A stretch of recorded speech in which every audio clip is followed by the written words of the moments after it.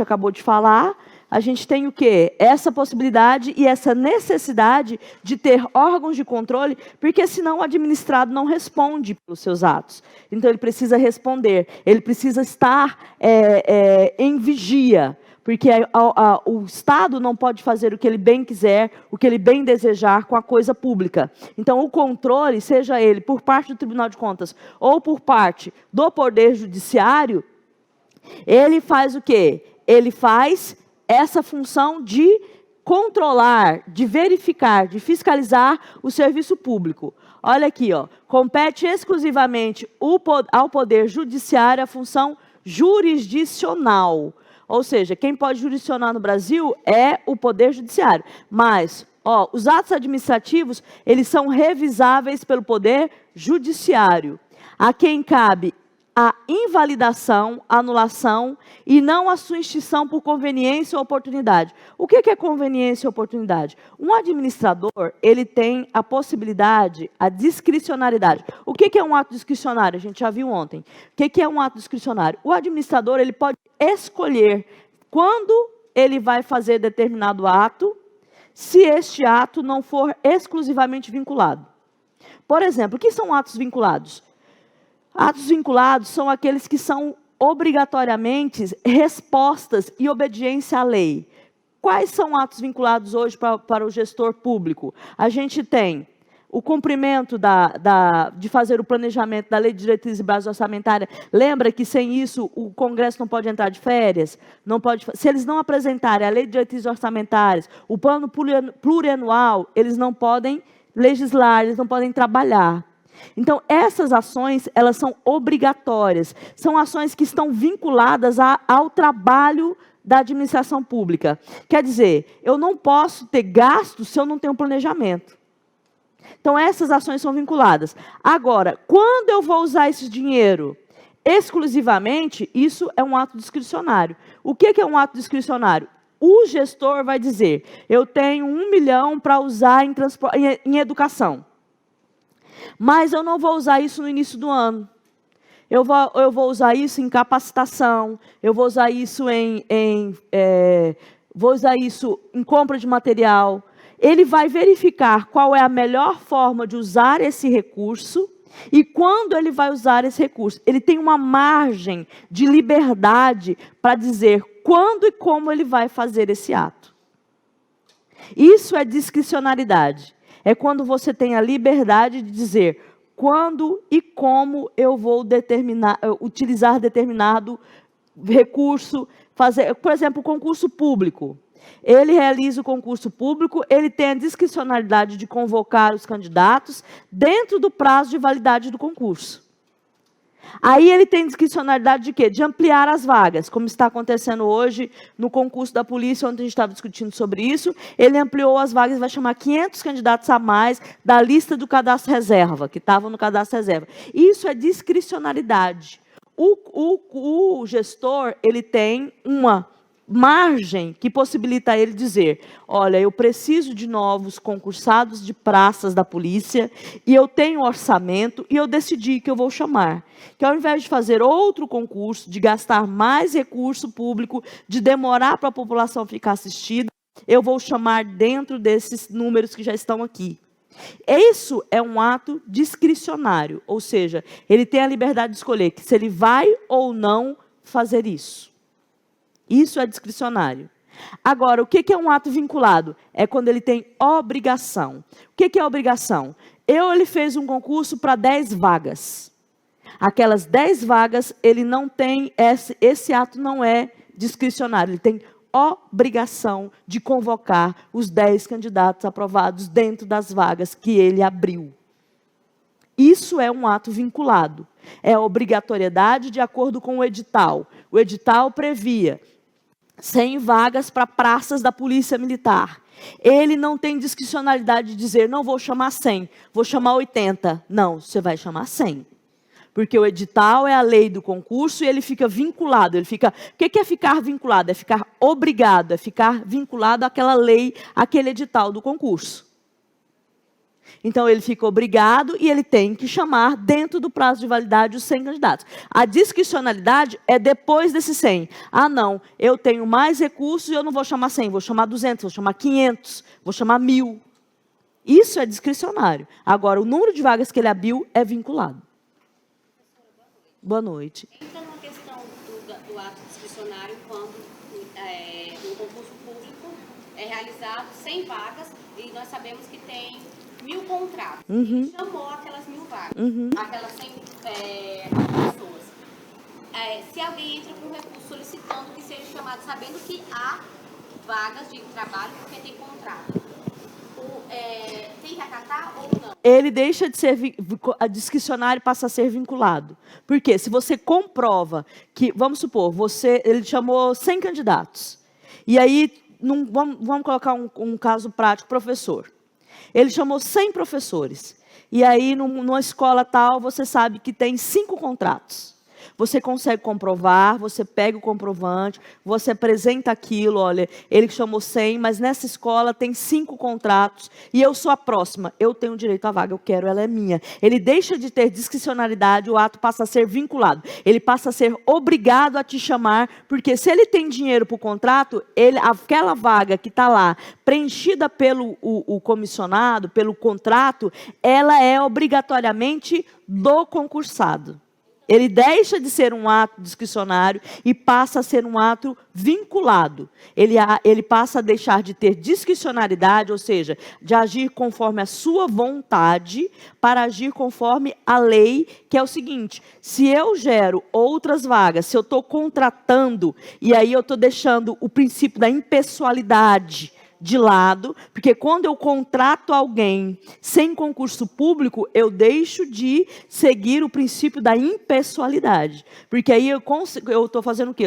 Se eu contrato, em que critérios foram feitos esses contratos? Eles não foram feitos por concurso, eles foram feitos por critérios definidos pelo próprio administrador. E esses critérios definidos pelo próprio administrador, a Constituição é muito clara em dizer no seu artigo 37, as pessoas entrarão no serviço público exclusivamente por concurso público. Então, se existe a vaga, aí a ideia é que esta vaga seja preenchida por servidores concursados. Agora, existe uma margem de discricionariedade, que é aquela que a gente falou ontem do Tribunal de Justiça. O Tribunal de Justiça criou o quê? Ele criou ontem vagas de comissionados. Ele tem uma margem de que ele diz assim, olha, eu vou ter tantos comissionados e vou... Só que aí é preciso que o quê? Que as pessoas verifiquem. Esses comissionados aqui, vai ter essas vagas comissionadas, mas também foram criadas vagas para concurso público? Porque o serviço público não é um cabide de emprego, ele não é criado para satisfazer a vontade dos administradores. Ele foi criado para quê? Para satisfazer a vontade, o interesse coletivo, o interesse público. Se você deixa só a margem do gestor para ele escolher, é lógico que ele vai escolher só quem ele quer, só quem ele gosta, só quem é amigo dele, só quem é amigo dos dele. Então, a ideia do concurso público é a impessoalidade, é o interesse coletivo, é acabar com o apadrinhamento. Isso é a ideia do concurso público, é a ideia de seguir os princípios do LIMP, do mnemônico da administração pública. Legalidade, impessoalidade, moralidade, publicidade e eficiência. Por que é eficiência? Porque aquilo que a gente falou ontem. E vale para... Eu só um caso mais recente que eu lembrei. Que é, se eu tenho essa lei aqui para seguir, mas você é meu amigo, quebra essa aqui para mim. Não tem essa de quebra essa aqui para mim. Aqui, de acordo com a lei, eu tenho que fazer isso e isso. Eu não vou quebrar isso para você, eu não vou fazer isso porque você é o governador ou porque você... Não, se você preencher os requisitos, é igual assim, ó, um ato administrativo, a administração, ela tem, por exemplo, uma licença para você abrir um quiosque de comida. Ele é um ato discricionário até certo ponto. Porque se eu preencho todos os requisitos para abrir um quiosque de comida, e existe aquela possibilidade de fazê-lo, e eu apresento os documentos, as licenças, tudo direitinho, a administração tem que me conceder. ela deixa de ter um ato discricionário e passa a ter um ato vinculado. Porque eu preenchi todos os requisitos. Eu cumpri todos os requisitos legais. Agora, então, estou dentro daquelas... Olha, vão abrir 10 vagas, vai abrir uma concorrência, tudinho certinho. Eu preenchi todos os requisitos legais, eu tenho o direito de ter a licença. É igual a licença de habilitação. Qualquer pessoa pode preencher os requisitos para tirar a licença de habilitação. A partir do momento que eu preencho todos os requisitos, o Estado é obrigado a me dar a minha licença de habilitação. Ele deixa de ter a discricionalidade de dizer se ele vai me dar ou não, para ter a obrigatoriedade. Eu fui lá, eu fiz as aulas, eu preenchi os requisitos, eu passei na prova. Então, o Estado não pode mais dizer, eu não vou te dar a habilitação. Não, você vai, porque eu preenchi todos os requisitos, eu cumpri todos os meus, o que vocês pediram para eu cumprir, e agora você é obrigado a me dar. O ato deixa de ser discricionário e passa a ser vinculado à lei, obrigado, ele deixa de ficar na vontade do gestor e passa a ficar vinculado à lei, preencheu o requisito. Por isso que é muito interessante, é muito importante aquilo que eu falei de novo, a gente fiscalizar, porque se você observa que alguém está ocupando uma vaga, que ela é uma vaga para concursado e está sendo ocupada por comissionado, não justifica aquele comissionado estar lá. Se existe gente concursada para vaga, se existe dinheiro para contratar o concursado, tem que ter dinheiro para convocar e nomear o concursado. Você entra com mandado de segurança? Mandado de segurança. E ele pode ser coletivo também? Pode ser coletivo. Se você tiver um monte de gente que também esteja na mesma situação, ainda é melhor, porque você tem mais força. Exatamente. Mas ele saiu hoje que vai ter mais... Eu fico prestando atenção nas coisas, gente. Eu presto atenção nas notícias. Minha mãe me ensinou isso desde criança, que a gente presta atenção nas notícias. Ele saiu hoje que vai ter mais 2 convocações agora para professores. Mas nós temos 8.641 contratos. Exatamente. Isso é um absurdo. Então, não houve nem o preenchimento de 60% das vagas de contrato. Isso. Então, ele tem que, para de fato ocorrer, ele tem que chamar todo mundo que passou no concurso. E a ideia, na verdade, eu já ouvi, e eu não estou fazendo defesa, não. Mas não teve, professora, classificados, teve aprovado. Isso. Na verdade, o que eu já ouvi, não estou fazendo defesa, porque eu sequer conheço, não tenho vinculação nenhuma, não sou servidora da Assembleia, estou igual a vocês, a minha ideia é fazer o concurso igual a vocês, não sou servidora de ninguém, então vínculo com ninguém. Eu já ouvi ele falando, a minha irmã fez a Júlias, que é o Július feminino, ela fez 3 concursos. Então, ela falou que a ideia é que eles convoquem todos os aprovados, porque não preencheu nem as vagas, nem se eles convocarem todos os aprovados, não preenchem todas as vagas. Entendeu? A ideia é que faça a convocação. Tem cargos que, por exemplo, professor de matemática, determinada região, de fato, não preencheu. Não. Entretanto, outros cargos, como coordenador pedagógico, o número deu 100 vezes a quantidade de vagas, entendeu? Entendi. E aí, esse caso de coordenador pedagógico é mandado de segurança. Entendeu? Porque aí o coordenador pedagógico, justamente porque dar aula e fazer no gogó ninguém quer, né? Mas ir para a coordenação e ficar mandando em todo mundo, todo mundo quer. Né? O todo mundo quer. Então, é mandado de segurança, tá? Porque o coordenador pedagógico, e a ideia de fazer concurso público também é boa por causa disso, porque o concurso público evita o apadrinhamento. E o coordenador... Gente que não é coordenador está na coordenação, porque é amigo, porque o outro gosta, porque isso, porque aquilo. E a direção de escola também. O fato de ter tido concurso para diretor de escola é a impessoalidade. Porque quem não tem apadrinhamento, a minha irmã, a Júlias, ela só entrou como diretora porque fez concurso. Estou fazendo bem de voz de você hoje.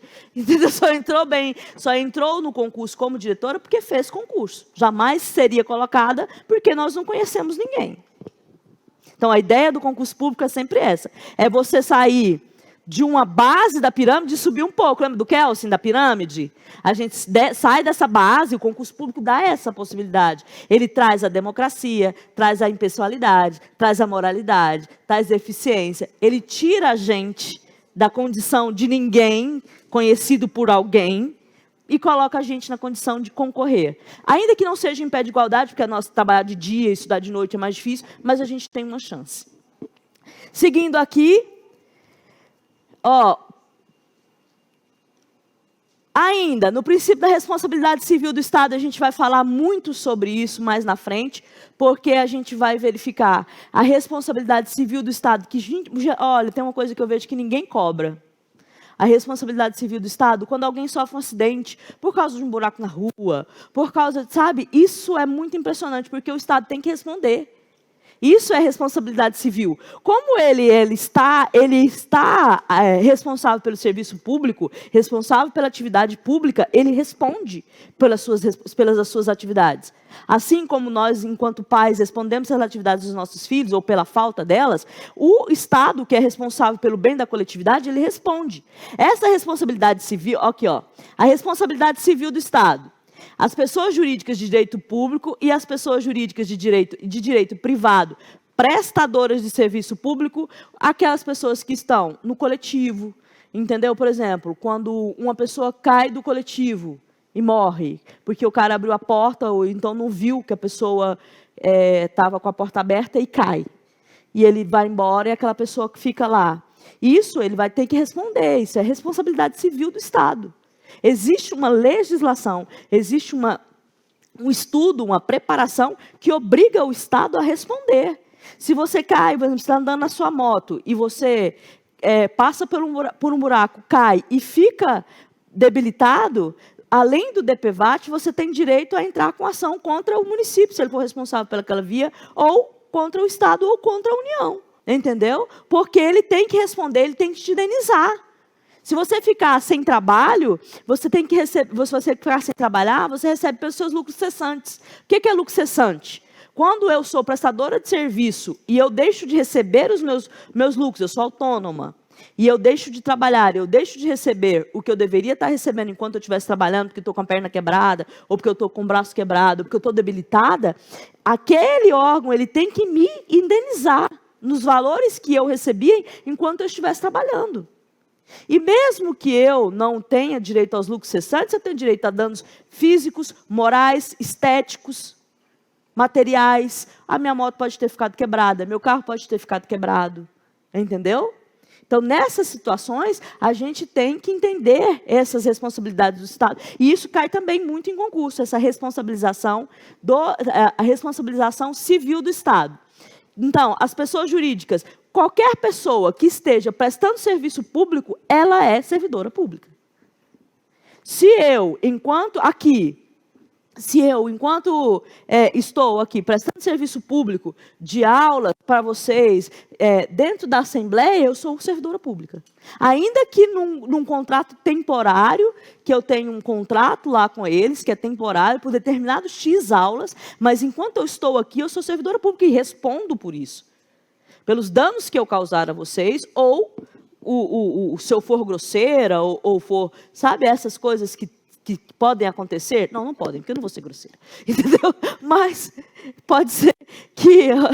não podem. Mas pode ser que em algum momento, alguma coisa que seja dita ou seja feita, seja considerada agressiva, entendeu? Eu respondo. Porque na qualidade de prestadora de serviço público, mesmo que seja temporário. Mas eu vou lá e tenho um atendente que ele é terceirizado. Ele é servidor público. O cara que limpa lá, servidor público. Qualquer pessoa que, mesmo que temporariamente, ele é servidor público. Prestando serviço público na casa, qualquer atividade pública, ele é servidor público e ele responde. E ele responde como que ele responde? Ele responde de forma... O Estado vai responder de forma objetiva. O que é responder de forma objetiva? A gente vai ver na sequência assim, qualquer dano, não importa se ele teve culpa ou não. Não importa. Ele é prestador de serviço público. Entendimento doutrinário é o seguinte: o Estado é o prestador. Vamos supor, se eu estou em via pública, caio num buraco que estava lá, o Estado é responsável pela manutenção daquela via. Ele vai responder. Ah, mas isso chama nexo causal. O que é o nexo causal? Se eu comprovo que ele tinha que manter aquela via, e ele não manteve, e ele foi o causador, o que causou? Ele tinha que manter aquela via, ele tinha que cuidar daquela via, ele tinha que manter aquela via sem buraco, sem nada, e ele não o fez. E ele vai responder, ele vai ter que indenizar, ele vai ter que... Só que a gente nunca entra, a gente nunca faz nada, a gente fica só assistindo e achando que está tudo bem. Entendeu? Então, a gente vê aí as pessoas... e aí, quando você transfere para o permissionário também vai responder também. O que é a responsabilidade subjetiva? A subjetiva é do servidor, é do indivíduo. A objetiva é o Estado inteiro, ele vai responder. A subjetiva é quando o servidor age com dolo ou culpa. O que é dolo? Dolo é vontade. Então, vamos supor, quando fala assim, ele agiu com dolo, ele agiu com vontade de matar. Culpa, ele não queria, mas ele deu causa. Ele agiu com negligência, imprudência ou imperícia. O que é ser negligente? Eu estou ali cuidando de 20 crianças, que já é uma loucura. Já pensei nisso, já fiquei... Não, já me deu um ruim, entendeu? 20 crianças numa piscina. Já me deu um ruim aqui, entendeu? Brigando, uma puxando o cabelo da outra. E eu estou ali, eu sou responsável por aquelas 20 crianças. Se eu não olho aquelas 20 crianças e uma delas se machuca, eu sou negligente. E até enquanto, sabe, tá vendo, servidora? E aí eu vou responder por culpa, porque eu não queria que ela se machucasse. Porque existe a vontade, é o dolo. Às vezes existe a vontade. Aquela professora que puxa o cabelo da criança, que vai lá e está no vídeo, e ela puxa o cabelo da criança, aquilo é dolo, aquilo é vontade. Entendeu? Aquilo não é culpa. Quando você vê, já viu os vídeos maltratando os bebês, sacudindo, aquilo não é culpa não, aquilo é dolo. É vontade, ela pegou a criança, ela sacudiu com vontade. Aquilo é dolo é vontade. Entendeu? Então, dolo é vontade. Ela foi lá, deu uma sacudida naquela criança, que a criança se machucou, ela vai responder por dolo. Agora, se ela estava ali, são 20 crianças. Corre uma daqui, corre uma dali. Lógico, eu perco 2. Imagina 20. Então, é negligência. E uma doidura também. Você ir para qualquer lugar com 20 crianças, eu não vou nem a pau juvenal. Entendeu? Não vou de jeito nenhum. De jeito nenhum, não vou. Entendeu? Não vou. Eu falo mesmo, não vou. As minhas amigas lá em casa tem piscina, e aí às vezes vai, eu não deixo minhas crianças com você. Não deixe mesmo. Não deixe, porque você não vai falar, não, nem as minhas. Entendeu? Elas que eu já ensinei elas a nadar, a mais nova nada desde 1 ano e 6 meses. Entendeu? 1 ano e 6 meses ela já nada para evitar esse tipo de acidente, porque é muito rápido que uma criança cai numa piscina e se afoga menos de 1 minuto. E assim mesmo, ainda perdi um cachorro o ano passado. E chorei horrores. Entendeu? Porque é muito rápido, gente. Um acidente numa piscina é muito rápido. Só sendo muito doido para colocar 20 crianças dentro de uma piscina com uma pessoa só para olhar elas. A chance disso dar ruim é grande demais. Então, a pessoa que tiver um mínimo de discernimento, ela não põe 20 crianças sozinhas com um profissional dentro de uma piscina ou dentro de qualquer lugar que tenha água. Entendeu? Então, isso é negligência não só da professora, é da escola. Você pega 20 crianças pequenas e coloca ali, a chance delas se afogarem é grande. E aí a escola vai ter que responder. E o agente também. Mas nesse caso, você imagina, 20 crianças, gente, é uma professora só. Para olhar 20 crianças, em Brasília acontece muito acidente de crianças afogadas. Elas levantam a lona e vão para debaixo da lona, sabe? E quando você procura, já é 1 minutinho só. Gente, o pulmão delas é desse tamanhozinho. 1 minuto ele enche de água, acabou. Então, já fica a dica. Senhora diretora, quer ir para a piscina? Vai você, eu vou não. Eu não vou de jeito nenhum, pela misericórdia divina. Não. Eu tenho horror a essas situações, muito mesmo. Eu acho, sabe, que é muito rápido e é negligência. E aí vai ter que responder. E o que é responder subjetivamente? É porque não pensou. A responsabilidade subjetiva ela é individual. É porque ela agiu com negligência, imperícia ou imprudência. Nesse caso, para mim, foi negligente, porque eram 20 e era uma professora só. Imprudente, caso aconteça. Imprudente. Imprudência, gente, é muita imprudência. Você colocar 20 crianças sob a responsabilidade de uma única pessoa. Imperícia, porque essas crianças não sabem nadar. Como é que você coloca 20 crianças dentro da piscina e elas não sabem nadar? E você espera que elas façam o quê? Que elas, do nada, elas criem asas, sei lá, entendeu? Entendeu? E outra coisa, aquela boia, elas tiram, porque criança, eu vou falar um negócio para vocês.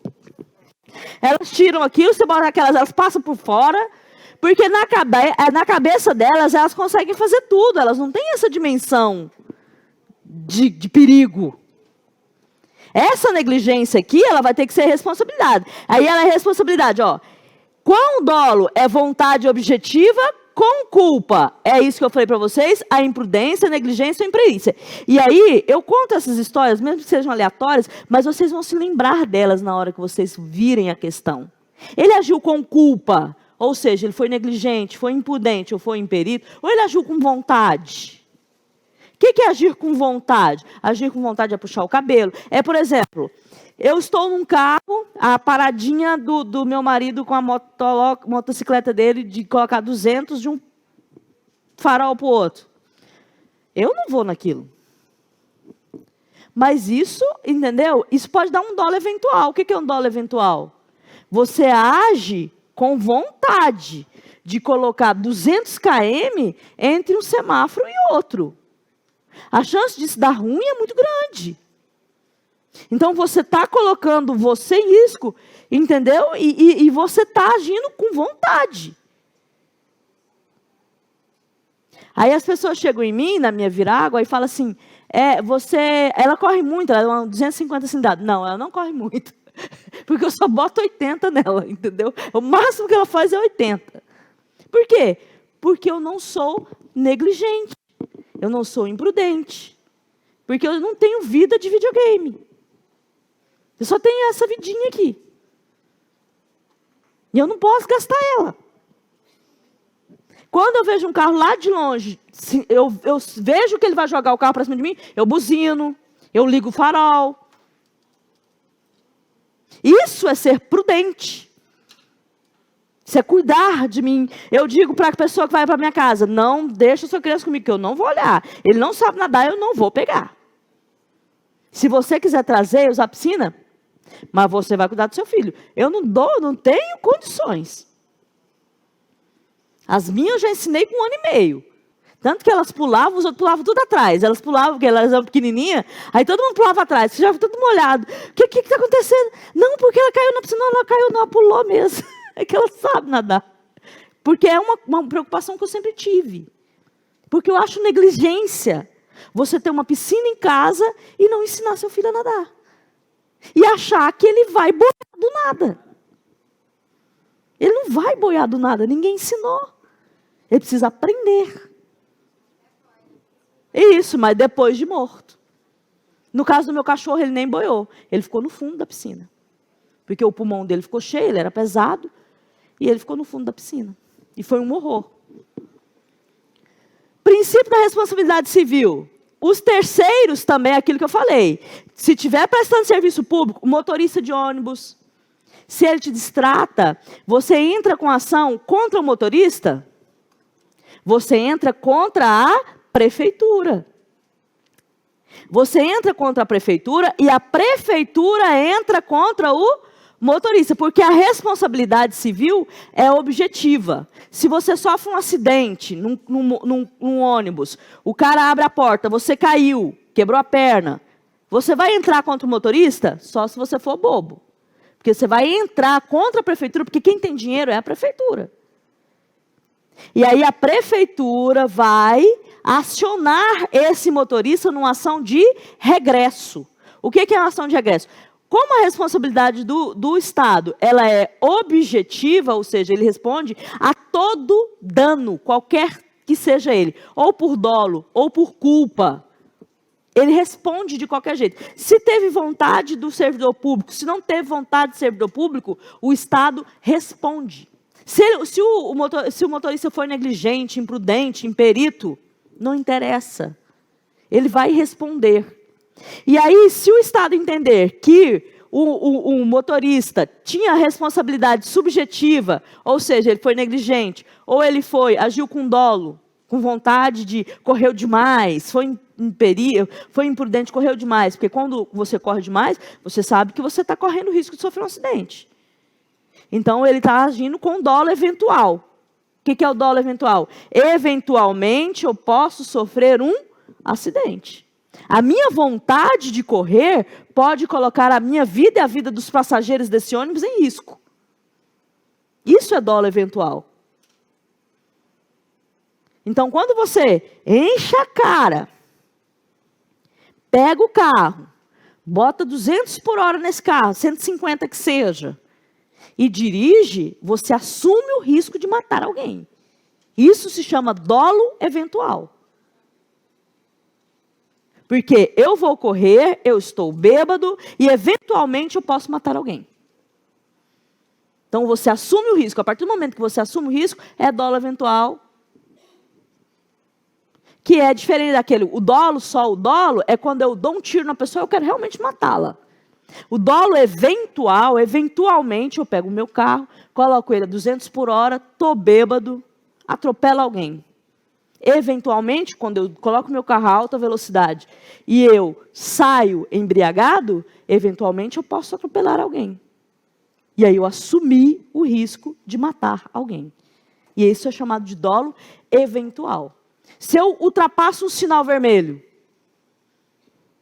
eu estou também assumindo um dolo eventual. Porque eu posso ultrapassar o sinal vermelho e posso não bater em ninguém. Mas eu sei que se eu ultrapassar o sinal vermelho, eu sei que eu posso bater em alguém. Eu assumi o risco. A administração indireta no exercício da atividade econômica, ela responde de maneira subjetiva. O que é a administração indireta no exercício da atividade econômica? Os bancos. Os bancos, as empresas públicas. No exercício da atividade econômica. Ou seja, se alguém de um banco público te oferece uma pirâmide, te coloca no esquema de pirâmide, só no comecinho. Só se for no comecinho para devolver o dinheiro para a gente. Ninguém coloca a gente no comecinho, né? Você coloca seu dinheiro quando já viu, já era. Eu odeio joguinhos, tigrinhos, pirâmide. Nada de que você vai colocar 100 e vai ganhar 1.000. Não existe isso. Não existe almoço grátis. Se estão te oferecendo isso, ele está ganhando e você não está ganhando nada. Você está achando que vai ganhar alguma coisa, não vai ganhar nada. E aí, se esse agente público, eu estou aqui nesse banco público e eu estou te oferecendo aqui, uma oportunidade de você pegar esse seu dinheiro aqui e fazer, um dinheirão. Ele vai responder de forma subjetiva. Se ele causa dano a terceiro, fora do exercício da atividade pública, ele vai responder de forma subjetiva, ele vai responder sozinho. Porque ele está te enganando, se usando do cargo público. Mas ele não está na função pública. Aí ele vai responder de forma subjetiva. Por isso que às vezes o Estado, lembra que às vezes o banco paga e às vezes o banco não paga, e aí o judiciário, lembra no controle judiciário que ele decide se vai ter que indenizar ou não? Lembra quando às vezes a gente sofre o golpe do Pix, golpe de alguma coisa, e às vezes a pessoa é indenizada e às vezes ela não é indenizada? O que eu acho um absurdo, porque se o banco criou um método de transferência, ele transferiu para mim a competência de gerir o dinheiro, entendeu? Que tem um banco que faz isso. Se eu tenho que gerir esse dinheiro, além de pagar as taxas, pagar tudo, eu não tenho que gerir isso. É complexo você ter essa condição sem o entendimento de economia, de questões financeiras, que nós, brasileiros, não fomos educados para isso. Então, é por isso que a gente cai em tanto golpe. Eu falo gente porque eu também já caí. Porque a gente não é educado para tanto. E esses dias eu vi um na internet, que é até bom para vocês saberem, que às vezes a pessoa fala assim, olha, eu fiz um Pix na sua conta. E aí você, por favor, você me devolve. E a gente que é muito honesto, aí a gente fala, não, peraí que eu vou devolver. Aí já devolve imediatamente. Não faça isso. Não faça isso. Liga para o banco, verifica no banco o que foi que aconteceu com o seu dinheiro, como é que esse dinheiro entrou na sua conta, porque o que eles estão fazendo? Eles estão hackeando a conta da gente, fazendo empréstimo no nome da gente, aí cai o dinheiro, ele diz que fez o depósito na sua conta, você manda o dinheiro para ele, que ele fez o empréstimo na sua conta. Você está pagando de honesto, devolvendo um dinheiro que ele disse que fez enganado, eu fiz enganado o Pix na sua conta. E, na verdade, o que ele está fazendo? Ele fez o empréstimo, usou o seu nome, sua conta, tudo direitinho. Aí o dinheiro entrou na sua conta e aí você, muito honesto, devolve imediatamente, sem antes verificar no banco se realmente foi feita uma transferência ou se foi feito um empréstimo no seu nome. Porque se foi feito um empréstimo e você não fez, você vai lá e diz, eu não fiz, comprova que não fez e devolve o dinheiro e não paga as taxas, apesar de que é uma luta. Mas aí é uma luta, porque aconteceu comigo, fizeram um empréstimo lá, e uma luta porque o cara do banco dizia, você fez. Eu falei, eu não fiz. Você fez, eu não fiz. Você fez, eu não fiz. E luta, e ele fez um empréstimo de 30 mil na minha conta, e o dinheiro caiu lá, e ele me ligava, passa para mim. Eu falei, passa para mim, colega, passa para mim o quê? Passa para mim, que passa o quê? Aí eu fui lá no banco, tirei uma foto com o gerente, falei, hoje você não vai beber com meu dinheiro não, colega. Hoje não.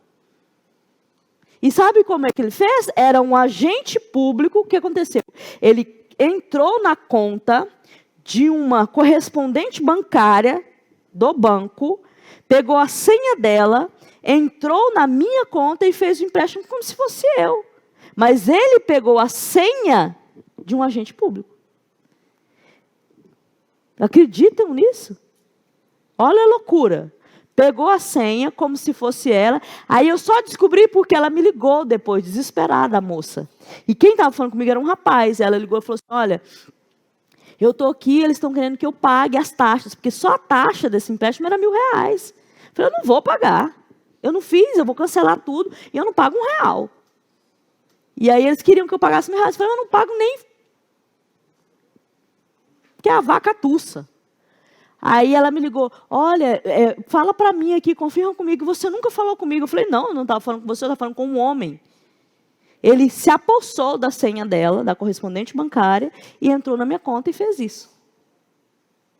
E aí, com base na ligação dela, eu fui gente e falei, olha, ela me ligou, cara. Aí você está querendo dizer que eu fiz esse empréstimo? Se a correspondente me ligou, e antes eu estava falando com um rapaz. Aí foi que eles não me cobraram nada, mas foi luta. Então, antes de devolver um Pix enganado, verifique na sua conta se alguém não fez um empréstimo dizendo que era um empréstimo, que era um Pix que ele fez errado, e você devolve e seu dinheiro já era. Porque depois eles espalham para outras contas e nunca mais você acha. Porque aí o banco não consegue rastrear, porque eu nunca vi isso, não consegue rastrear. Se eu pegar algum real do banco, ele rastreia, mas se alguém pegar do meu, não rastreia, não. Princípio da isonomia e da igualdade formal. Todos são iguais perante a lei. Ou seja, eu não tenho privilégio porque eu sou o governador, ou porque eu tenho demérito porque eu sou uma pessoa em situação de rua. De acordo com a lei, de acordo com os princípios da administração pública, todos são iguais. A igualdade de forma, de tratamento. A gente sabe que na vida real, né, não é assim, infelizmente. Na vida real não é assim. Mas a gente tem que lutar para que seja. Né? Todos são iguais perante a lei. todos são iguais perante a lei, sem distinção de qualquer natureza. Aquilo que a gente já falou, brasileiros e estrangeiros residentes no Brasil. Inviolabilidade do direito à vida, a gente já viu que existe, que é relativo, que o direito à vida ele pode ser violado em determinadas situações. Homens e mulheres são iguais em direitos e obrigações, nos termos da Constituição. Esse princípio da igualdade e equidade são coisas diferentes, tá? O que é igualdade? Igualdade é o tratamento, é o que a lei diz. Equidade, o que é equidade? Equidade, de acordo com a legislação, de acordo com os entendimentos doutrinários, é tratar desigualmente os desiguais na exata medida em que se desigualam. Como assim? A lei de cotas é um tratamento de equidade. Por quê? Porque a gente sabe que a lei de cotas, eu não estou falando só de cotas para negro, não. Estou falando de cotas para pessoas com baixos salários, para pessoas com deficiência, para quilombolas, para indígenas. Isso é trazer o quê? Um processo de igualdade. Se nós tivéssemos uma educação que fosse igualitária, a gente não precisava ter processo de equidade para a criação de cotas. Fosse para a escola pública, fosse para questões de cor, fosse para questões de etnia. Mas como a gente sabe que a escola e a vivência das pessoas não são iguais, a gente tem que trazer um programa que a administração pública que verifique e trate com equidade. A equidade é tratar desigualmente os desiguais. Eu não posso dizer que uma pessoa em situação de rua, ela tem a mesma condição de concorrer num vestibular que uma pessoa que estudou numa escola particular a vida inteira. Uma pessoa que ganha meio salário mínimo, levanta 5 horas da manhã, trabalha o tempo inteiro e vai fazer o vestibular. Então, essas cotas são para corrigir isso. É para corrigir essa desigualdade. E aquilo que a gente falou ontem também, de dar 10% para os tocantinenses. Isso é um processo de equidade, porque a pessoa vem de fora, não conhece a nossa realidade, não conhece o nosso clima, não se adapta. Então, isso é trazer mais valorização para o povo tocantinense. É importante. É necessário. Para não vir outra pessoa de fora, que estudou longe, que mora longe, e tirar as nossas vagas. Esses 10% são importantes. Não sei nem se já foi aprovado. Eu sei que foi discutido, mas acho que ainda não foi aprovado. Mas já foi aprovado ter pelo menos 10% das questões dos concursos relacionadas à nossa história e à nossa geografia. Inclusive, hoje houve uma alteração do edital do Ministério Público Estadual, por causa que não havia previsão de geografia e história do Tocantins, e foi incluído de novo. Foi feita a alteração. Aqui, fatores que discriminem adequados à razão jurídica e finalidade do ato público. A finalidade do ato público sempre é o interesse coletivo.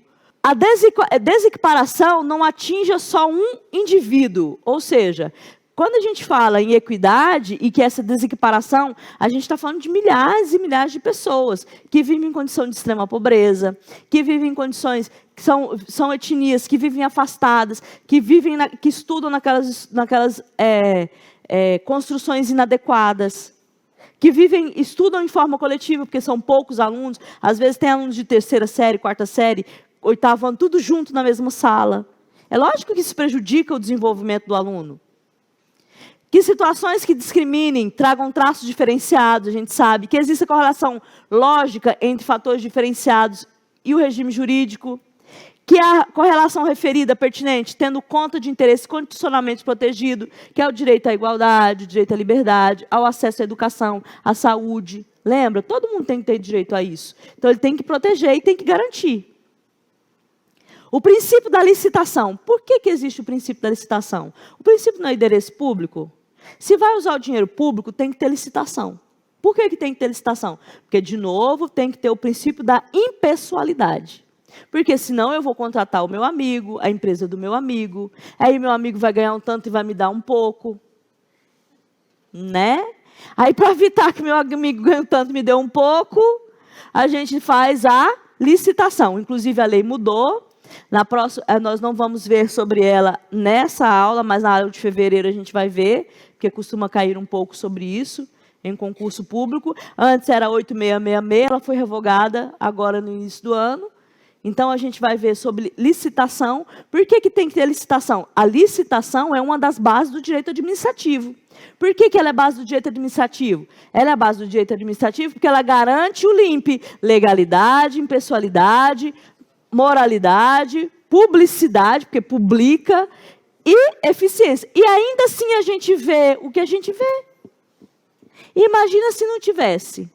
Por que tanto o Ministério Público quanto o Tribunal de Contas ficam? Foi feita licitação para a compra de material de escola? Foi feita licitação para a contratação desses ônibus, para a compra desses ônibus? Porque a ideia da licitação é que todas as empresas que estejam habilitadas possam apresentar as suas propostas e possam concorrer em pé de igualdade. Um dos princípios da administração pública é que as pessoas possam concorrer em pé de igualdade. Pode não funcionar em alguns momentos, mas a ideia é essa. A ideia é que a administração pública prime pela legalidade e pela impessoalidade e pela igualdade. Se eu tenho uma empresa e o outro também tem, e hoje a gente sabe que um dos maiores contratantes do Brasil são as empresas públicas, eu tenho que dar condição para que todas as pessoas que têm empresas possam contratar com o serviço público. Que ela possa ser cadastrada, que ela possa participar da licitação, que ela possa fazer sua proposta.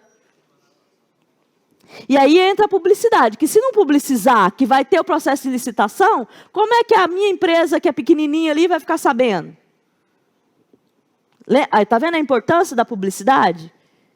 Porque a publicidade, ela lembra, se o concurso público ficasse ali caladinho, não tivesse internet, não tivesse jornal, não tivesse TV, aí ia acontecer aquilo que eu falei para vocês ontem. Vai fazer só aqui, aí vai entrar só quem eu quero, a concorrência vai ser menor, eu vou poder colocar só as pessoas que eu conheço, vou poder chamar só quem eu conheço. A ideia da licitação, a licitação é uma espécie de concurso público, só que é um concurso que as empresas que vão prestar serviço público, que vão contratar com o serviço público. E ela deve ser o quê? A melhor alternativa disponível no mercado para satisfazer o interesse público. Porque a maior característica da administração pública e do direito administrativo é o interesse coletivo, é o bem-estar social de todo mundo. Se eu vou pegar lá e eu não vou garantir isso, eu estou fazendo errado. Ressalvados casos específicos, as obras, serviços comuns, alienações e determinadas coisas técnicas, a licitação ela é indispensável. Existem situações que a gente vai ver que ela pode ser dispensada, que é o caso, em caso de calamidade pública, em caso de urgência, igual eles colocam em algumas situações, elas podem ser dispensadas. Mas a regra é que ela é indispensável. A exceção é a dispensa ou a inexigibilidade. A regra é que ela seja indispensável. A finalidade está ligada a quê? Ligada à legalidade e à moralidade. Deseja que a administração seja movida para o cumprimento das finalidades legalmente estabelecidas para a conduta do agente público, do agente administrativo. A finalidade própria de todas as leis é o interesse público. A desobediência implica na nulidade do ato praticado. Ou seja, se o ato é praticado em discordância com a lei, ele é nulo. O vício conhecido como desvio de poder, e desvio de finalidade. Desvio de poder é o quê? É aquilo que eu falei para vocês, quando um indivíduo deveria estar o carro devia estar agindo em serviço público, está fazendo outra coisa, e o desvio de finalidade é o interesse coletivo. O que é desvio de finalidade? Quando eu devia estar fazendo bem para todo mundo, mas eu estou vendo bem só para um. Porque a finalidade do serviço público é o interesse público, é o interesse coletivo. Toda vez que eu estiver atendendo só um interesse, eu estou em desvio de finalidade. Toda vez que eu contrato sem licitação, desvio de finalidade. toda vez que eu uso o carro para ir buscar a criança na escola, é desvio de poder. Se eu uso para licitação, se eu estou lá fazendo a licitação e eu não estou preocupada, eu estou contratando com um indivíduo só e ele está ganhando dinheiro e eu estou levando parte desse dinheiro, eu estou em desvio de finalidade. Porque em finalidade é o interesse coletivo. E não é atender o interesse de uma pessoa só, não é enriquecimento de uma pessoa só. Então, desvio de finalidade sempre ele vai estar vinculado a quê? A finalidade vai estar vinculada a desvio de recurso, vai estar vinculada a desvio de verba pública e ao interesse de apenas uma pessoa, seja do gestor ou seja de quem está contratando com a administração pública. Princípio da especialidade. Somente por lei específica poderá ser criada autarquia e autorizada a instituição de empresa pública e sociedade de economia mista. E de fundação, cabendo à lei complementar, no último caso, definir as áreas de atuação. Decorre do princípio da legalidade e estabelece a impossibilidade de entes da administração indireta ou por ela controlados afastar-se do exercício da atividade e finalidades e dos objetivos que foram consignados pela lei. Ou seja, para eu criar uma autarquia ou uma empresa pública ou uma sociedade de economia mista, eu preciso que exista uma lei. Não pode se criar uma sociedade de economia mista, não pode se criar uma empresa pública, não pode se criar uma autarquia, se não houver uma lei específica. Por isso que o princípio é o princípio da especificidade. Sem lei específica eu não posso ter. Porque senão, toda hora vai abrir uma lei, toda hora vai abrir uma empresa, toda hora vai abrir uma autarquia, e aí aquele dinheiro vai para lá e a gente não sabe, não controla. Então, a lei, ela possibilita a fiscalização, ela possibilita o controle. Por isso que existe a especificidade. Por isso que existe a necessidade desse princípio da especificidade, da especialidade, que é o que? O princípio da especialidade? É que exista a lei. Se não existe lei, eu não posso ter uma autarquia, eu não posso ter uma empresa pública, eu não posso ter nada que possa estar vinculado ao dinheiro público sem essa lei. Porque senão eu não tenho como saber quanto foi destinado, quanto foi gasto, como foi gasto. Esse é o princípio da especialidade. Decorre desse princípio da legalidade, porque sem a lei, porque é aquilo que a gente viu no início, lembra? O privado, ele pode fazer tudo que a lei não proíbe. Agora, a administração só pode fazer o que a lei permite. Se só pode fazer o que a lei permite, para eu criar uma empresa, uma autarquia, uma fundação, eu preciso de uma lei. Porque só pela lei é que a administração trabalha. Esse é o princípio da especialidade. Sem lei eu não posso ter fundação, eu não posso ter autarquia, eu não posso ter empresa pública, eu não posso ter sociedade mista. Porque senão eu não tenho como controlar isso, não tenho como controlar quais são os recursos, qual é o planejamento, como é a prestação de conta, em que vai ser aplicado esse recurso, como é que vai ser, em quanto tempo vai ser a prestação de contas, como é que vai ser preenchido esse cargo dessa empresa. Por exemplo, o Banco Central. O Banco Central, ele fez uma lei no ano de 2019, que ela vincula o presidente do Banco Central por 3 anos. E aí independe do presidente da República. O presidente da República ele não pode trocar o presidente do Banco Central, como ele não pode trocar o presidente da Petrobras. Porque é uma empresa pública. Mas essa empresa pública, ela precisa de regras. Porque se essa empresa pública não tiver regra e ficar ao bel prazer de quem entrar e do jeito que entrar, fica muito fácil controlar ela. Os recursos dessas empresas, do Banco Central, da Petrobras, eles são altíssimos. Então, esse controle, essa legislação, ela permite... Por que que eu estou lá? Misericórdia, eu pulo toda vez na TV. Essa legislação, ela permite que a gente tenha esse controle, essa possibilidade de fiscalizar. E a falta de possibilidade de haver um controle do gestor. Aí, é lógico que em casos de extrema desvio da finalidade daquela empresa, ele pode ser trocado. Mas se houver extremo desvio de finalidade, extremo desvio do interesse coletivo, se ele estiver agindo contra os interesses coletivos, é óbvio que não existe exceção. Lembra da relatividade das ações? Nessa situação, é possível fazer essa troca. Escolha de dirigentes pelo Poder Executivo e controle de contas pelo Tribunal de Contas.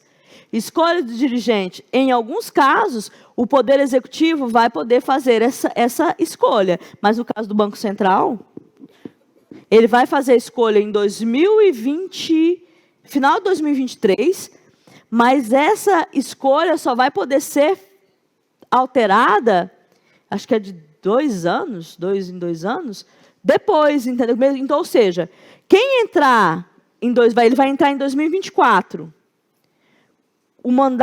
Quando ele terminar o mandato dele, o outro presidente vai ficar ainda submetido a esse presidente do Banco Central.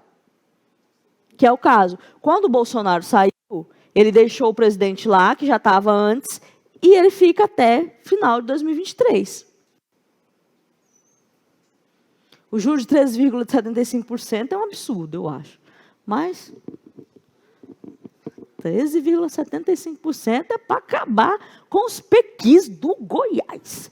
Porque não existe nenhum banco do mundo que cobra 13, agora acabou, agora 13, não, baixou muito, agora está 13,25. Ó.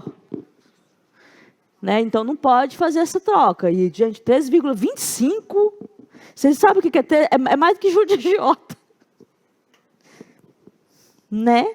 A administração direta influi sobre o controle ou administrativo ou tutela.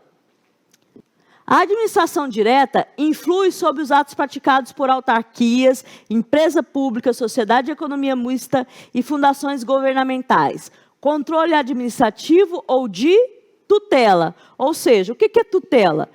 Quando eu estou cuidando de alguma coisa de alguém, aquela coisa está tutelada a mim. Então, o gestor, ele tem a tutela dos controles administrativos das empresas públicas. Dos permissionários públicos. O conjunto de atos que a administração central pratica, dentro do limite da lei, para conformar as autarquias e os fins próprios. Os exercícios que a lei determina. Não se confunde com o poder hierárquico que existem os órgãos. Por exemplo, o que é o poder hierárquico? Eu tenho um chefe. Todo órgão ele tem uma hierarquia. A hierarquia não é o poder de tutela. O poder de tutela é aquele que é pelo poder executivo. O que é o poder de tutela? É o poder de controle. Como é? Os órgãos de controle exercem o poder de tutela. Lembra?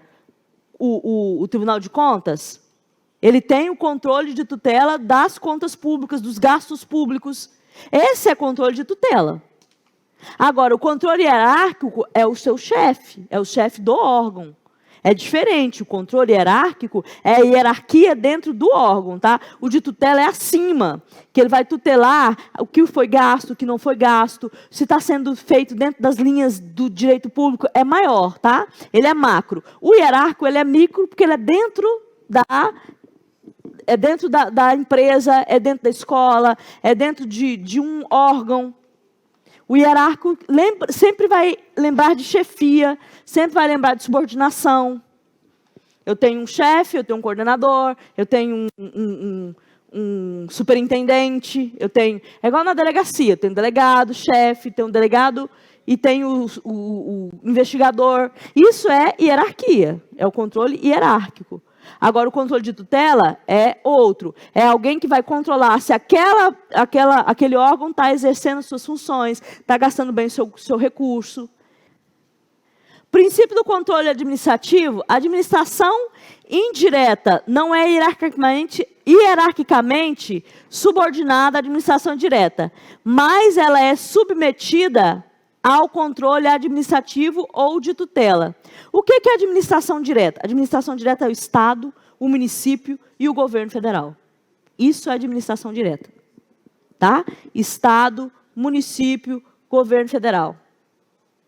Isso é administração direta.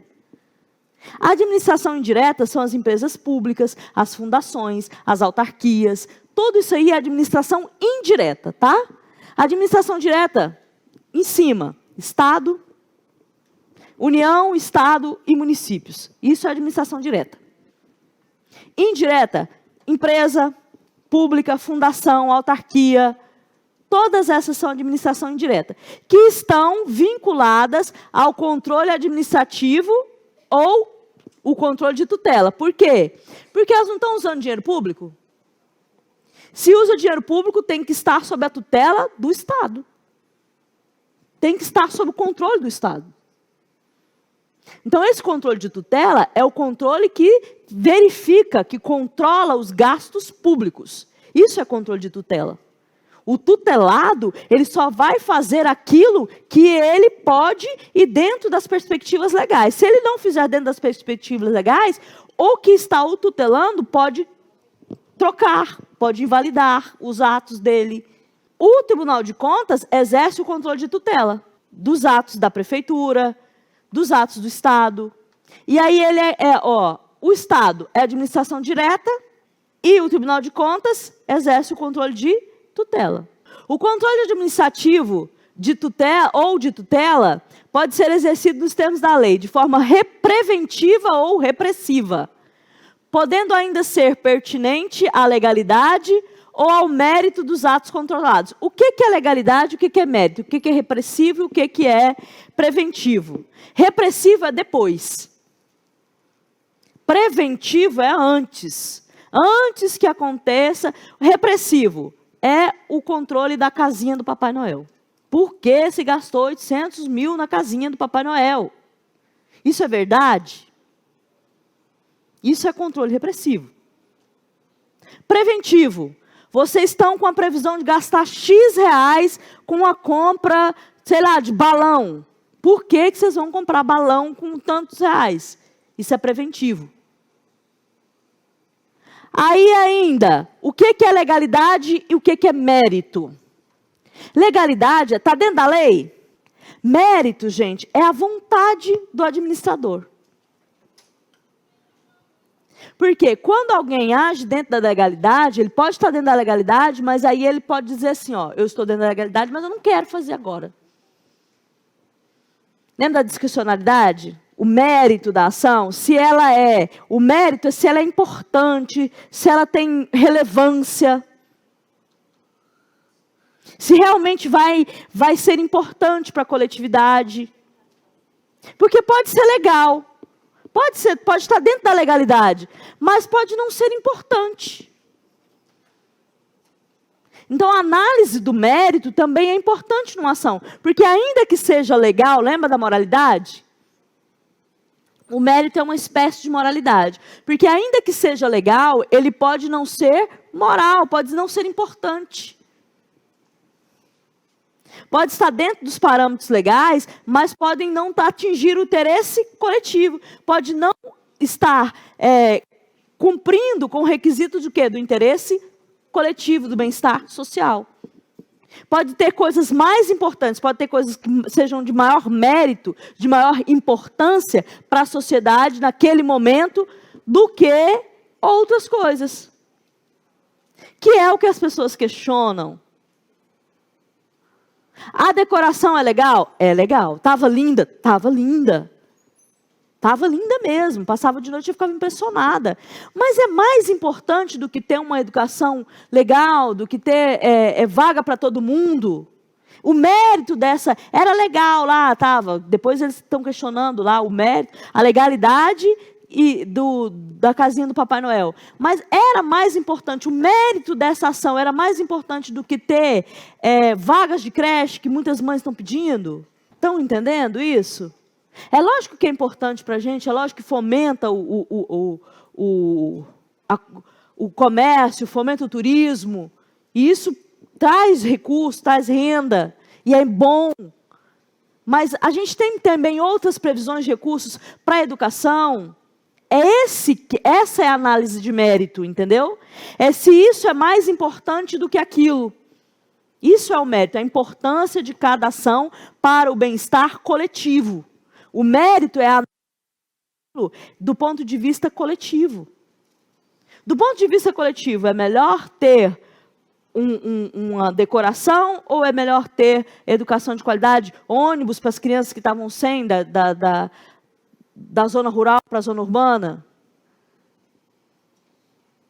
Isso é mérito. É a importância de determinado ato dentro da sociedade e para o bem-estar da sociedade. Então, não basta analisar a legalidade. É preciso que se analise também o mérito. Ou seja, a importância daquilo para o bem-estar coletivo. Porque eu posso estar dentro da legalidade, eu posso ter recurso para diversão. Eu posso ter recurso, e aí quanto mais a gente entende isso, melhor. E a gente, às vezes, não entender isso, corrobora com muitos atos de corrupção, muitos atos de desvio da finalidade do interesse público. Porque o interesse público não é o interesse coletivo. A gente não quer ter os nossos filhos com melhor educação? Se usasse esse recurso para capacitar os nossos professores, para premiar os nossos professores com boas práticas, não seria melhor? A gente teria professor mais engajado, professor mais motivado. Eu sei que é importante o Natal, eu sei. Muita gente vive disso, gente, também. Mas aí é preciso analisar o mérito também. Porque, por exemplo, eu trabalho na Secretaria do Patrimônio da União. E houve um tempo que eles questionavam o mérito da cessão das praias durante o período de veraneio, durante o período de julho. E aí eu fiz a defesa do mérito das praias. Por que ele era importante? Eles negaram, a gente ficou impossibilitado de fazer, impossibilidade de destinar recurso para as praias. As praias no estado do Tocantins são, além de um aspecto cultural, são um aspecto que fomenta a nossa economia. Muitos brasileiros vêm para o estado do Tocantins visitar as nossas praias. E tem muita gente que sobrevive o ano inteiro do recurso que ele gera no mês de julho. Isso. Ali não tinha recurso, ali não gerou renda, entendeu? Na verdade até gerou gasto, porque a pessoa não tinha muito aqui na zona sul, tinha mais no centro. Isso. Então, assim, às vezes, a nossa cidade é uma cidade muito espraiada. O que é uma cidade espraiada? É uma cidade grande demais, com espaços vazios. E aí, tudo que se vai fazer fica muito caro. Fica caro porque eu atendo lá e eu não atendo aqui. Então, o custo de ter um atrativo lá e ter um atrativo aqui é muito grande. O fato de ter uma cidade espraiada gera esse tipo de sensação de abandono da parte sul em relação à parte central. Eu vi até ela falando, ela foi na TV. Uhum. Ela e lá ela fez assim, pensando em todos, nas famílias. Mas a professora tem que saber, conversa com o povão, ver que o povão mora pra cá. Isso, o povão mora para cá e ele não tem dinheiro para ir lá consumir as coisas de lá. Ele não tem dinheiro para ir lá lanchar no dia do Natal. Ele não tem dinheiro para ir lá ficar lá durante as apresentações. As famílias que vão lá tem carro, vai conta. Aí tem o dinheiro para pagar. Se tivesse gasto um pouco menos lá e dividido esses recursos entre lá e aqui, a gente teria um pouco lá e um pouco aqui. A ideia é que haja a igualdade, a equidade. E quando a gente questiona, a gente pode levar também o gestor a esse pensamento. Eu preciso que esse recurso que foi gasto tanto lá, nós também existimos aqui enquanto Zona Sul, enquanto parte sul da cidade. Precisa,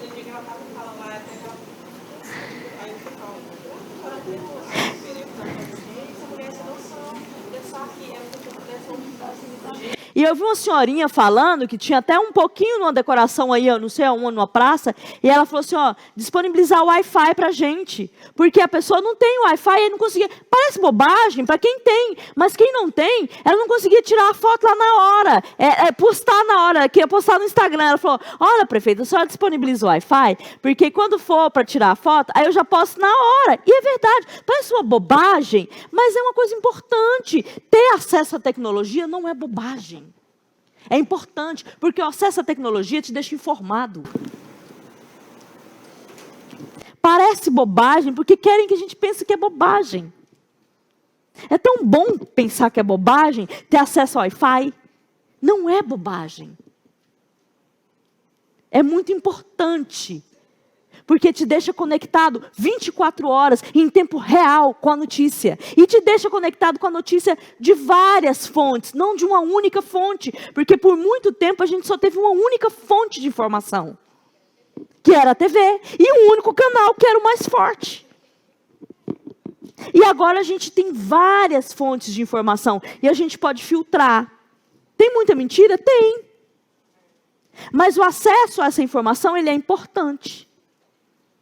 Parece bobagem, mas não é, gente. É sério. Uma senhorinha querer tirar a selfie dela e colocar no Instagram. Deixa ela tirar a selfie dela e colocar no Instagram. Ter acesso à internet. Muitas das desigualdades são geradas por a falta de acesso a essa informação. Ele não consegue pedir. Muitas pessoas podem pedir sua aposentadoria pelo INSS sem o advogado intermediar e ficar com parte disso por algum tempo. Mas não faz por quê? Porque não tem acesso à tecnologia. Não sabe mexer. Porque se ele tiver acesso à tecnologia, o neto dele faz. Aquele avião que está subindo aqui agora, a moça está com o celular, do celular dela, conseguiu mandar uma mensagem, mas Então, agora vão conseguir localizar pela última localização do celular dela. Vocês estão vendo a importância da informação? E o mérito está relacionado a isso. Aí eu consegui derrubar o veto das praias no estado do Tocantins, porque quem estava analisando era lá de Brasília. Para ele não tinha nenhuma importância as nossas praias. Para ele era um recurso jogado fora. Gente, pobre também pode se divertir. A gente tem que se divertir. A gente só tem que trabalhar feito bicho e morrer? Pelo amor de Deus, por quê? Não é? O pessoal de outro estado acha que o Tocantins só tem? Acha mesmo, gente, que eu já morei em Brasília, tá? Eles acham mesmo que a gente é bem rústico, sabe? Bem rústico, bem primitivo. Eles acham de verdade isso. Entendeu? E eu sempre gostei de dizer. Aí eu dizia assim, eu sou tocantinense com muito orgulho. Eu falei, tocantinense o quê? Você tem mais, quando eu que eu morava em Brasília, você tem mais de 30 anos, o Tocantins não tem 30 anos. Assim, na época que eu estava lá, né? Aí eu falei, como é que você é tocantinense? O Tocantins não tem 30 anos, você tem mais de 30, você é goiana. Eu falei, não, eu sou tocantinense. E eu tenho muito orgulho de dizer isso, de falar isso, entendeu? Apesar de não ter sotaque. Mas eu tenho muito orgulho de dizer isso. Eu tenho muito orgulho de ter derrubado esse veto, gente. Tenho muito orgulho. Porque, imagina a gente não ter praia. Porque praia é uma coisa acessível. Gente, quando eu era criança, eu vinha de Goiás passar as férias aqui, atravessava naquelas balsas, velho, não morria porque Deus não deixava. Entendeu? Porque Deus não deixava. Ele falava, minha filha, não é seu dia. Já fui de caminhão, em cima de caminhão de areia. Entendeu? O cabelo chegava por acolá. E me diverti horrores com uma melancia o dia inteiro. E isso é importante porque a vida não é feita só de trabalho. Ela é feita também, o bem-estar, de acordo com a Constituição, está vinculado ao lazer. Por que a gente só pode trabalhar? De onde foi tirado isso? Isso é uma ideia que impregnam na cabeça da gente. Deus o livre. eu fui em 2009, da minha sogra, lá em Santa Catarina. Aí não, nossa, eu falo das velhinhas fofoqueiras, sabe? É nada. Eu vou ser a velhinha fofoqueira, quero dizer. Elas falam lá, essa sogra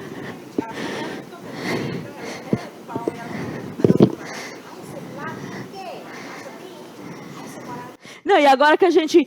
E na época da pandemia, que tinha onça andando na rua...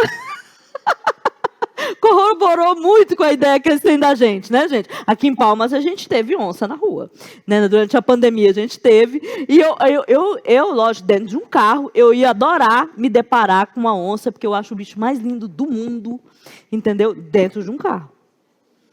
Entendeu? Por favor, fique claro que seria dentro de um carro. Mas vai falar sério, onça é bicho lindo demais. Você está doido? Seguindo aqui, o princípio da motivação. O que é o princípio da motivação? A motivação é um motivo. A administração, ela não pode fazer as coisas porque ela quer, não. Lembra do planejamento? Lembra da vinculação? Tem que estar vinculada a um ato legal. Se tem que estar vinculada a um ato legal, ela não pode fazer aquilo porque ela quer. Ela tem que estar motivada, ela tem que estar justificada, ela tem que ter planejamento. Tudo ali tem que estar dentro das perspectivas de, é uma enunciação escrita desse fato, razões de direito, que fundamenta e enseja esse fato. O fato ou acontecimento da realidade que autorizou e determinou. Por que eu vou abrir uma escola lá no Santa Bárbara? Eu preciso justificar o motivo por que eu vou abrir uma escola lá no Santa Bárbara. Não é só porque eu quero. É porque eu tenho tantas crianças desassistidas, tantos pais que trabalham, que precisam de escola, precisam de educação para aquelas crianças. É para isso que existe. A motivação é a justificativa do ato administrativo. Eu vou realizar um concurso público, por quê? Porque tem 8.000 contratos. Eu vou realizar um concurso público, por quê? Porque a gente está com a sensação de insegurança. A gente agora, esse ano não, mas o ano passado, no início do ano, não sei se vocês se lembram, era uma morte todo dia. Uma morte todo dia. E chegou o meio do ano, até o meio de outubro, que a gente, lembra que foi dada uma ordem que a gente não podia ir para o show, porque eles iam matar as pessoas? Não sei se vocês se lembram disso, mas eu me lembro bem. Tanto que eu vim aqui no show com as minhas filhas, no show do João Gomes. Eu vim no show do João Gomes. Top, viu? Top show. 2 horas de show. Top demais. Sem nenhum acontecimento, nenhuma discussão, nada. E as pessoas não vieram, muitas delas, por medo da insegurança, porque teve aquele show que teve lá na Praça dos Girassóis, morreu uma pessoa, um adolescente, que foi atingido por uma bala perdida. Então, essa sensação de insegurança, ela motiva o quê? Ela motiva o governador a dizer o seguinte: eu vou ampliar o quadro de praças, chamando 500 novos policiais. Porque o concurso ainda está vigente, eu vou alterar e vou ampliar o quadro. Isso é o quê? Isso é o motivo que autoriza e determina a expedição de um ato concreto. Determina a expedição da convocação desses novos praças. Essa sensação que a gente teve durante o ano passado inteira de insegurança motivou o quê? A ampliação do quadro de policiais no estado do Tocantins. Ampliou o quadro, e aí eles tinham X candidatos que estavam vinculados lá, e aí ele ampliou, mas ele podia ampliar o bel prazer dele? Não. Ele precisava de uma motivação. O motivo era essa insegurança que foi gerada. A partir disso, ele expediu ontem, eu vi ontem na TV, ele expediu ontem uma legislação lá, em que ele autorizou a convocação, eles disseram que é juridicamente possível a convocação de mais 500 praças ainda do concurso anterior. Fora que já convocaram, e ainda assim, mesmo com essa convocação, vai ser necessário fazer novo concurso. Porque o estado do Tocantins cresceu muito. Teve cidade no estado do Tocantins, umas diminuíram, pouquíssimas diminuíram, mas teve cidade no estado do Tocantins que cresceu 3.000 pessoas, do último censo até agora. Vocês imaginam que são 3.000 pessoas?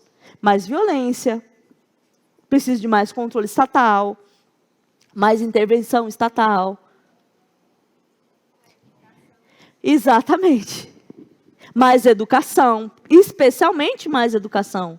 Porque quanto mais educação a gente tem, menos a gente vai precisar de repressão. A prevenção, a educação, é um método preventivo contra a violência.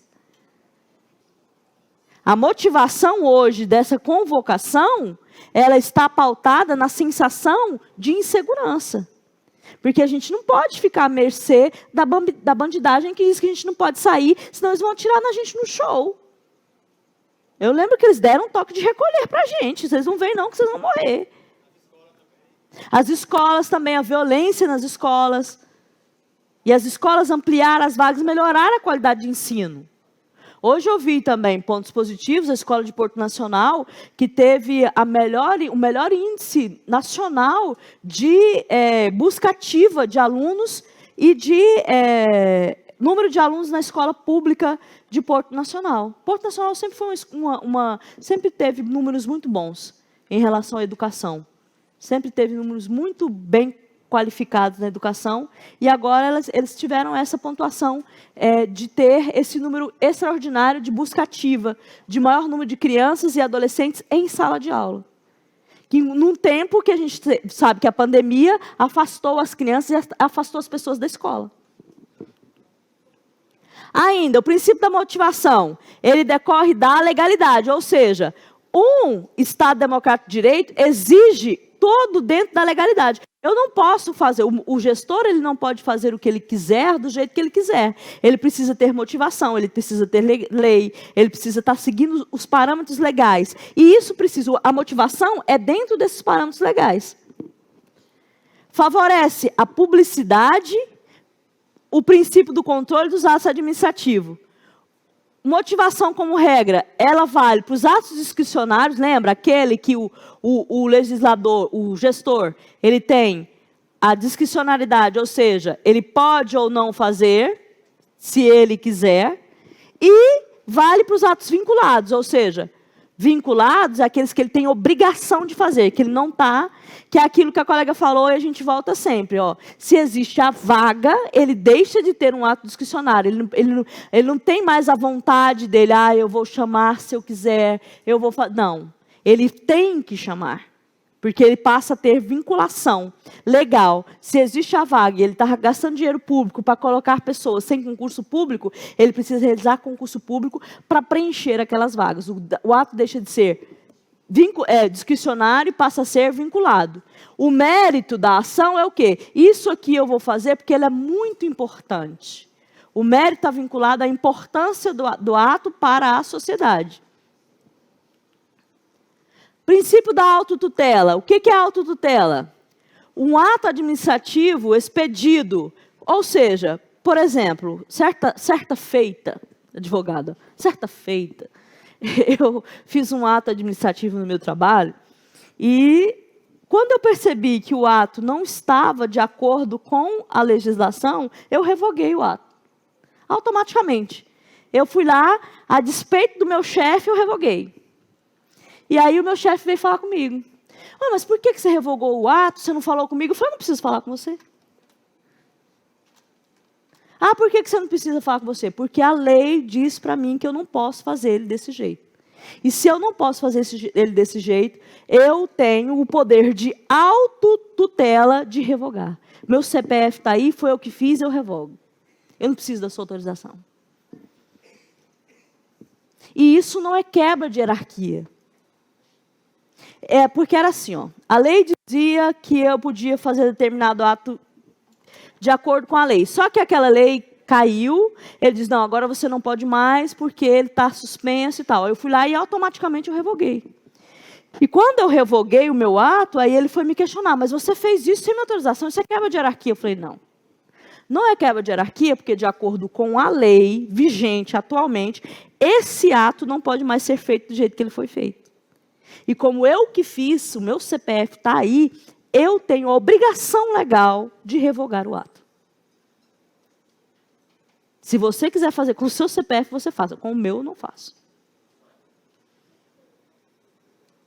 E revogo a qualquer tempo. Porque fui eu que fiz.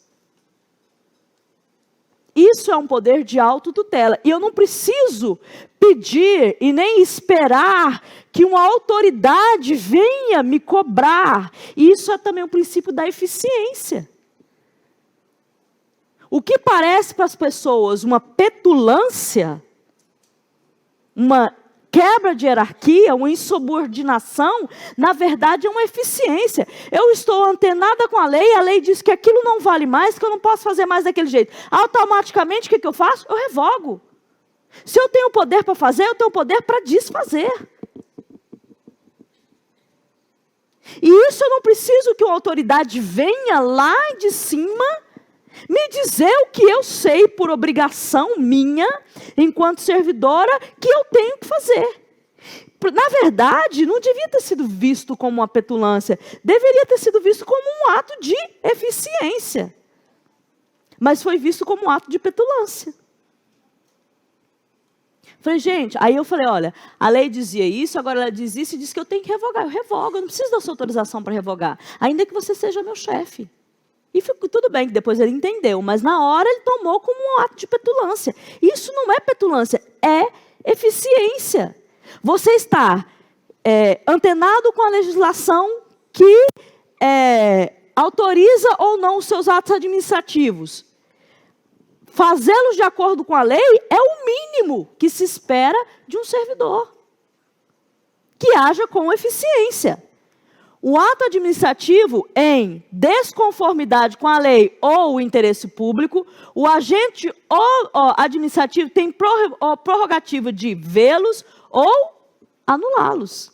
E você não precisa da autorização. Você não precisa que o agente de controle, ou o judiciário, ou o TCU, ou o Tribunal de Contas do Estado, que no meu caso é o Tribunal de Contas, ou a Controladoria. No meu caso, eu tenho 3 na minha cola, que na verdade são mais. Eu tenho a Controladoria Geral da União, o Tribunal de Contas da União e a Advocacia Geral da União. E o Ministério Público Federal. E, às vezes, a Polícia Federal. Nos meus atos. Sabiam? Que eu sou servidora pública federal. Então, os meus atos, eles têm esses 5 controles. 5 agentes de controle que exercem a tutela dos meus atos. Só que eu preciso esperar que eles venham, se eu sei que aquela lei não vale mais, para que eles venham me dizer que eu tenho que desfazer, ou que eu tenho que anular esse ato. Se eu já li a lei e vi que tenho que desfazer e anular, eu automaticamente posso fazê-lo. Na verdade, eu entendo que eu tenho a obrigação. Não é para mim, não é prerrogativa, não. Para mim é a obrigação. Se ele está em desconformidade, eu não tenho prerrogativa, eu tenho obrigação de desfazer e de anular. E eu não preciso que o meu chefe me diga isso, eu não preciso que a Advocacia Geral da União venha me dizer isso, eu não preciso que a Controladoria Geral da União venha me dizer isso, que o Ministério Público Federal venha me dizer isso, ou que a Polícia Federal venha me dizer isso. Olha, durante o período que eu estou lá, por isso que eu sou cebosa. Vocês imaginam o que é atuar em mais de 1000 processos e nunca responder por nada? E fazer todos em conformidade com a lei, e todos eles passam por esse crivo, eles passam pelo crivo da Advocacia Geral da União, da Controladoria Geral da União, do Ministério Público Federal, olha, e da Polícia Federal. E eu bato no peito mesmo. Nunca tive nenhum processo que foi questionado ou revogado, nenhuma dessas instâncias. E quando eu, por entender que estava em desconformidade, anulei, fui questionada. Anulei e anulo quantos eu tiver feito que estiver em desconformidade com a lei. E eu não preciso de autorização de ninguém para fazer por causa do princípio da autotutela. Eu não preciso ser chamada a minha atenção, eu não preciso que alguém venha me dar uma ordem para eu anular aquilo que eu sei que eu tenho que anular. Isso está baseado no princípio da autotutela dos atos administrativos. Em desconformidade com a lei, eu posso. A súmula 473, a administração pode anular seus próprios atos quando derivados em vício. O que é um vício? Vício é um erro, tá? quando eivados em vícios que os tornem ilegais, porque deles não se originam direitos. E também pode revogá-los por motivo de conveniência ou oportunidade. Revogar, você não anula, sabe? Quando você fala em anular, é um ato ilegal. Quando você fala em revogar, é porque, a partir daquele momento, eu vou entender o seguinte. Lembra do mérito, da conveniência? O que é o mérito? Esse ato não é mais tão importante. Então, ele não é mais conveniente e oportuno para, vamos supor, a prefeitura quer fazer a decoração lá no centro, mas ela já tinha o recurso lá destinado. Aí ela vai revogar a destinação daquele recurso por motivo de conveniência e oportunidade. O que é o motivo de conveniência e oportunidade? O mérito. Eu entendo que hoje não é tão importante ter aquela decoração, eu entendo que é mais importante ter educação, eu vou revogar os recursos que foram disponibilizados para cá e vou disponibilizar para outra coisa. Porque eu entendi, pela conveniência e oportunidade, que o mérito dessa ação não é mais tão importante. Então, quando eu falo em anular, eu estou falando em ato que é eivado de vício, ou seja, ele é ilegal. Anular, ele não tem validade nenhuma, tá? Revogar implica em dizer, não é mais oportuno, eu não quero mais, porque entendo que existem coisas mais importantes. Ele é ilegal? Não, ele é legal. O que é revogado, ele não é ilegal, mas eu entendo que existe hoje coisas mais importantes. Então, eu vou revogar isso aqui e vou fazer coisas mais importantes. De acordo com o mérito, com a conveniência e a oportunidade do órgão. E aí eu vou respeitar os direitos adquiridos. Por exemplo, alguém que já tinha entrado na licitação, que já tinha gasto, aí eu vou pagar aquela pessoa o que ela gastou, mas eu vou usar esse recurso com outra coisa. Eu vou fazer uma coisa que é mais conveniente, que é mais oportuna para a administração. O revogar não implica em um ato que seja ilegal. Revogar implica em um ato que não é tão importante mais agora para a administração. Eu revogo, entendeu? Se em outro momento eu entender que ele é mais importante, eu posso validar novamente. Agora, o anular significa que ele era ilegal. E o anulado não pode ser. Ele não pode ser validado, entendeu? Por quê? Porque ele está contra a lei. Se ele está contra a lei, eu não posso validar. Eu só posso validar aquilo que está dentro da lei. Por isso, eu explico assim detalhadamente, porque quando você lê lá a questão, um ato revogado, ele pode ser revalidado. Mas um ato anulado não, porque o anulado está contra a lei. Mas um revogado, ele implica em quê? Ele implica em algo que não está mais conveniente para a administração pública. Mas em algum momento, eu posso entender que eu posso fazer isso aqui. Aí eu vou lá e revalido de novo. Agora o anulado não, porque ele é contra a lei. Eu posso agir contra a lei? A administração pública pode agir contra a lei? Não. Se ela não pode agir contra a lei, aquele ato não pode ser revalidado. Respeitados os direitos adquiridos na apreciação judicial. O princípio da razoabilidade e da proporcionalidade.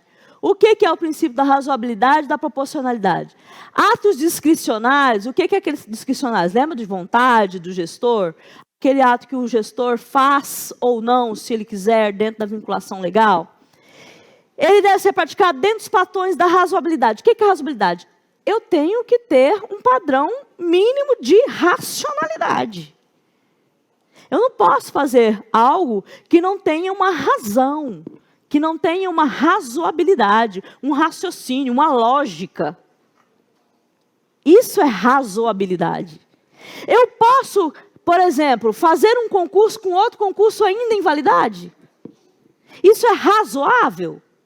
Não é razoável. O Estado já gastou com o concurso da polícia. Está precisando de polícia, a gente tem essa sensação de segurança. É razoável ele esperar outra licitação para fazer outro concurso, para a gente ter mais polícia? É lógico esse raciocínio? É razoável? Não, é irrazoável. A razoabilidade, ela perpetua, ela pensa, ela perfaz um caminho do raciocínio lógico. Ela perfaz a racionalidade. Então, não é razoável eu gastar dinheiro público com um novo concurso, eu ainda tenho gente para chamar. E eu estou precisando gente, essas pessoas já estão aprovadas. Eu posso chamá-las, eu posso convocá-las. É muito razoável, é muito lógico que eu utilize este quadro que está lá para atender o interesse coletivo. Os atos discricionários dentro dos padrões da razoabilidade, ou seja, com base em parâmetros objetivamente racionais, sensatos, coerentes, com concepções sociais dominantes. Exemplo, a eliminação de um candidato com acne no exame médico para o cargo de policial. É razoável um candidato ser eliminado porque ele tinha espinha? A gente tinha cada eliminação de candidato. É razoável um candidato ser eliminado porque ele tem tatuagem? Vocês estão vendo? Não é razoável. Se ele passou no concurso de prova de títulos, se ele fez a prova do exame técnico, psicotécnico, do exame de tripa para fora, de tripa para dentro, e o coitado vai ser barrado na tatuagem. Porque a tatuagem é uma questão ideológica. Vocês estão vendo? Não é razoável. Não é racionalmente pensado logicamente. Então, razoabilidade implica em princípios racionais, em princípio de pensamento lógico, em princípio de pensar racionalmente alguma coisa. Não é razoável você ter um dinheiro gasto público com o quê? Eu tenho necessidade de servidor público, eu tenho um concurso aberto, eu tenho gente aprovada, eu vou gastar mais. Se eu posso chamar e ter uma... Porque até que se abre a licitação para a contratação de uma nova banca, até que faz a prova, até que chama, mas a sociedade vai ficar desassistida. É razoável, é racional que o governo pense, vou chamar essas pessoas que já estão aprovadas. Quando há mais uma opção, deve optar pela menos onerosa. Proporcionalidade, ou seja, se eu tenho um raciocínio lógico lá, de que eu tenho já essas pessoas, proporcionalmente eu vou economizar para a sociedade. Por quê? Eu não vou gastar de novo com a nova licitação, eu não vou gastar de novo com um novo certame, que é caríssimo, e eu não vou gastar com a sensação de insegurança, de perpetuar a sensação de insegurança para a gente. Então, proporcionalmente, eu produzo um bem-estar social. Coletivamente, eu vou ter a proporção de gastar menos e ser mais eficiente. Isso é razoabilidade e proporcionalidade. Princípio da vedação de excessos, ou seja, é lógico que eu não posso também, com o princípio dessa racionalidade, um concurso que já expirou, trazer para cá, porque aí eu estou ferindo a legislação, eu estou extrapolando o princípio da jurisdição. Se eu estou ferindo a lei, o ato é nulo, então eu não posso extrapolar, eu não posso abrir exceção. A exceção é o quadro de reserva. Mas se o concurso já expirou, já não tem mais validade, já não tem mais quadro de reserva, eu não posso chamar quem não foi aprovado. Eu não posso, vocês estão vendo?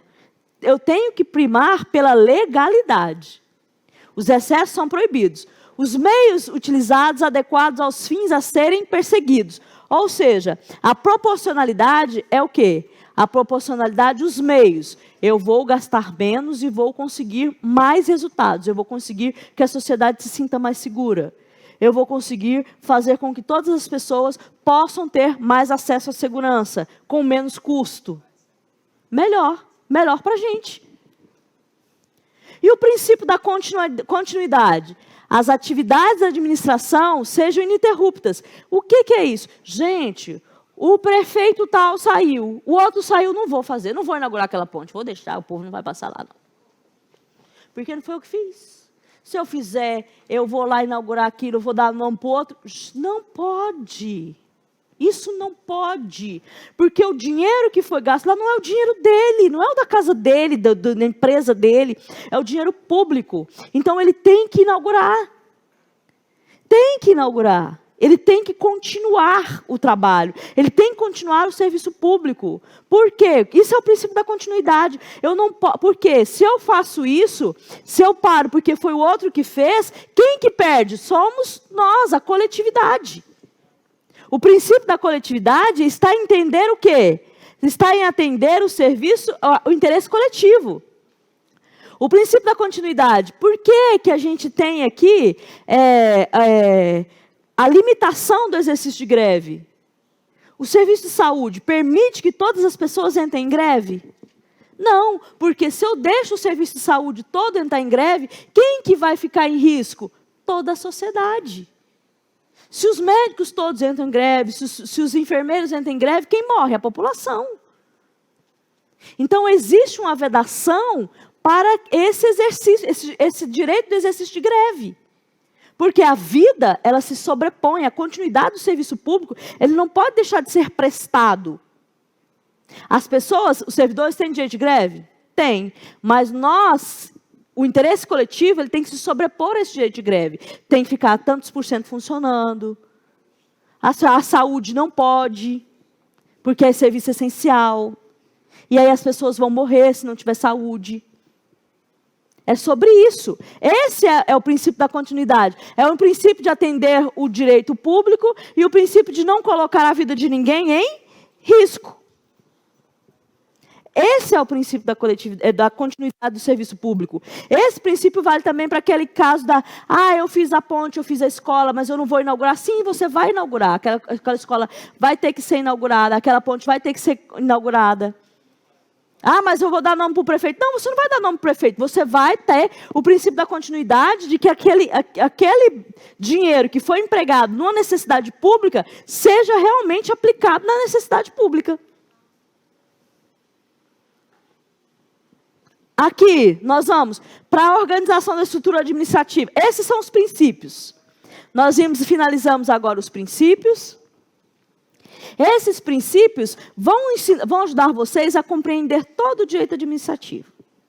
Todo o direito administrativo vai se basear nisso. Eu nem vou avançar um pouquinho mais, nós vamos finalizar, vamos continuar aqui para vocês entenderem. Ou seja, vamos revisar aqui as partes mais importantes do dia de hoje. Um ato que ele é nulo, ele não pode ser revalidado. Por quê? Porque ele é nulo, porque ele é contra a lei. Um ato só pode ser revalidado porque ele está dentro dos parâmetros legais. Se ele está dentro dos parâmetros legais, ele pode ser revalidado. Um ato nulo, ele não pode ser revalidado porque ele é contra a lei. Atos contra a lei e a administração pública não pode fazer aquilo que a lei não permite. O particular, a gente viu que pode. O que a lei não proíbe, ao particular pode ser feito. Mas a administração pública não. Se a lei diz que ele não pode fazer e ele fizer, o que vai acontecer, aquele ato tem que ser considerado nulo. O ato só vai poder ser validado se ele for de conveniência e oportunidade. Aquele que está discricionário, o gestor vai analisar o quê? O mérito. O que é o mérito? É a conveniência e a oportunidade. Olha, isso aqui eu posso fazer, mas isso aqui é mais importante. Então, dentro da minha conveniência e oportunidade, eu vou fazer isso aqui que é mais importante. E eu deixo isso aqui, o mérito, na análise de mérito, de conveniência e oportunidade, eu deixo isso aqui, não é porque eu vou deixar de qualquer maneira. É porque eu tenho prioridades e eu vou entender por essa prioridade. A prioridade é a decoração? Não. A prioridade é a escola. Então, a análise de mérito, da conveniência e oportunidade, ela está vinculada àquilo que tem maior interesse, que tem maior benefício para a sociedade. A razão, o princípio da racionalidade, da razoabilidade e da proporcionalidade está vinculada a quê? ao princípio do racional, do lógico, daquilo que eu olho e entendo. É o seguinte: dentro da lógica, é lógico fazer outro concurso com outro concurso vigente, gastar mais, demorar mais e ter mais sensação de segurança? Não. O lógico é que se faça, que se aproveite aquele quadro de servidores já aprovados e convoque e coloque eles para trabalhar, atendendo o interesse público. Isso é dentro da razoabilidade, porque a razoabilidade está ligada à razão, ao rácio, à lógica racional. E a proporcionalidade é o quê? Proporcionalmente, eu vou gerar mais benefício, eu vou gastar menos e vou gerar mais. Eu vou gastar menos dinheiro, ou seja, eu vou deixar de gastar com outro concurso e vou chamar mais gente e vou gerar mais segurança.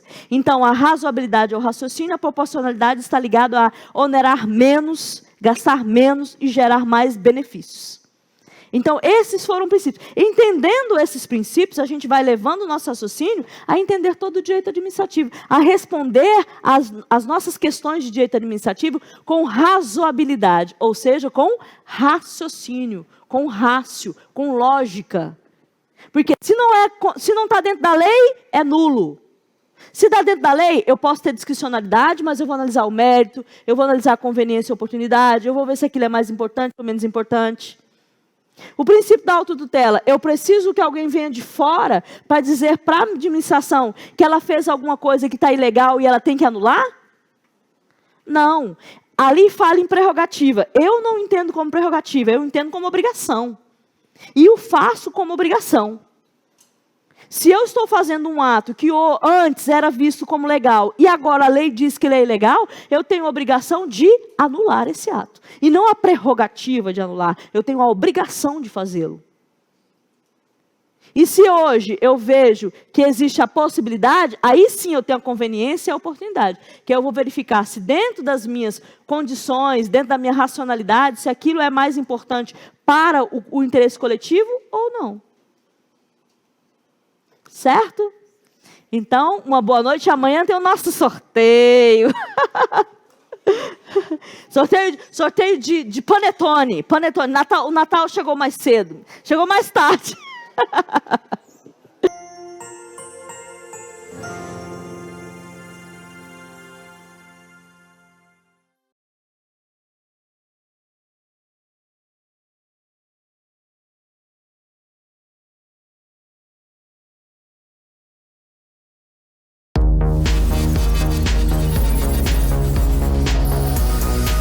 TV Assembleia do Tocantins, uma emissora da Rede Legislativa.